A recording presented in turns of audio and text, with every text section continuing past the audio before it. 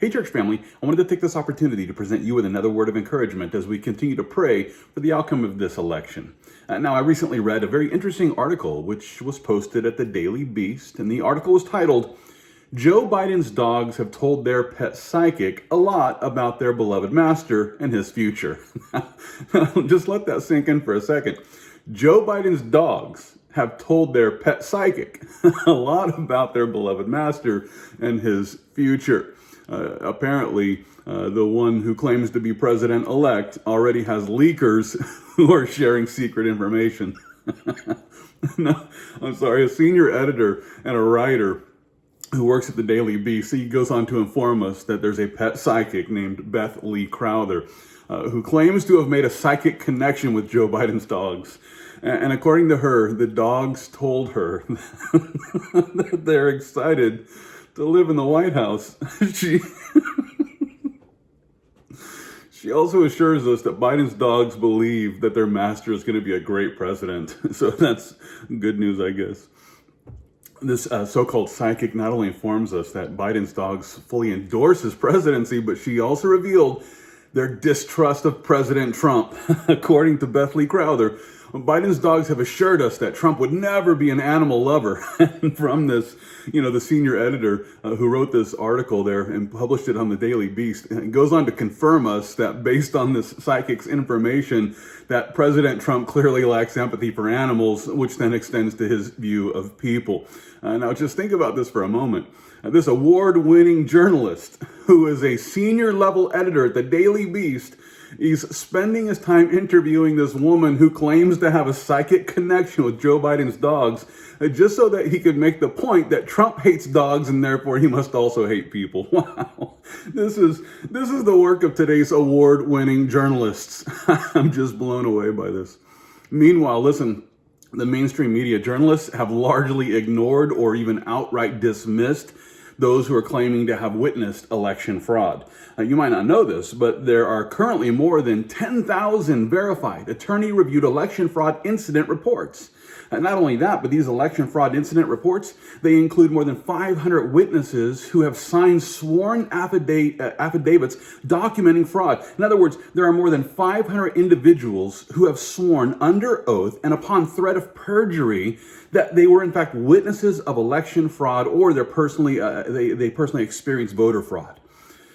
Now, don't get me wrong, because I'm not convinced that every accusation of voter fraud is worthy of consideration. And yet at the same time, listen, the media outlets who are dismissing all of these affidavits and all of these accusations simply because some are based on weak sauce accusations, these media outlets are engaging in a fallacy which is known as false equivalence. Simply put, they're dismissing all of the affidavits as being weak because some of the voter fraud accusations are weak. Now this would be just as fallacious if a lawyer were to come along and insist that, well, all of the affidavits must be true because we're able to prove, a few of them. Listen, this is just nothing more than false equivalence. And it's sad that so many in the mainstream media are employing, these sorts of arguments. These sorts of false equivalency arguments are rampant amongst, mainstream media journalists.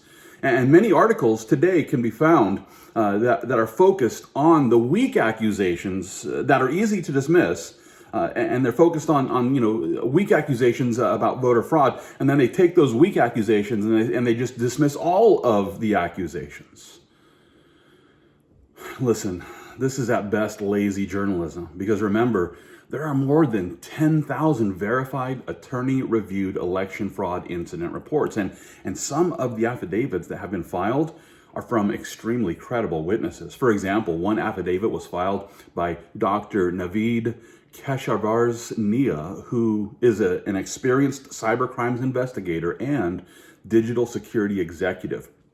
Navid has worked with the CIA, the NSA, the FBI, as well as with U.S. military counterintelligence. And in an affidavit that was filed in a Georgia court, Navid presented this bombshell assessment. He says this: I conclude with high confidence that the election 2020 data were altered in all background states, resulting in hundreds of thousands of votes that were cast for President Trump to be transferred to Vice President Biden. That's his conclusion. This experienced cyber crimes investigator, this digital security executive, has concluded with high confidence that the 2020 election data was altered in all of the background states. I'm going to provide you with a link to his affidavit. It's going to be there in the description section so that you can see all the evidence that he presents to support this conclusion.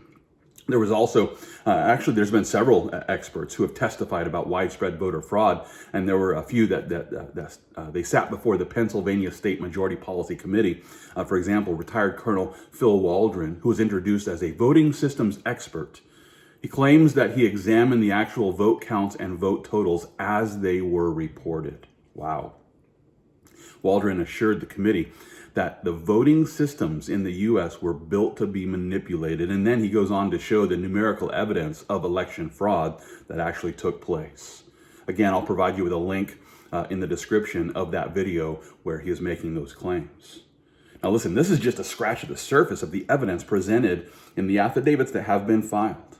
And while it's not my intention to engage in a false equivalency by suggesting that we have to believe every accusation because some of them have evidence, I wouldn't make that kind of an argument.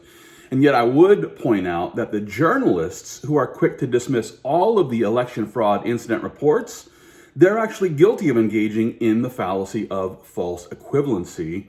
And not only that, but they're also failing to properly investigate the credible claims of the experts who are insisting that there's empirical evidence of election fraud. And with that being the case, maybe they should just stick to stories about pet psychics.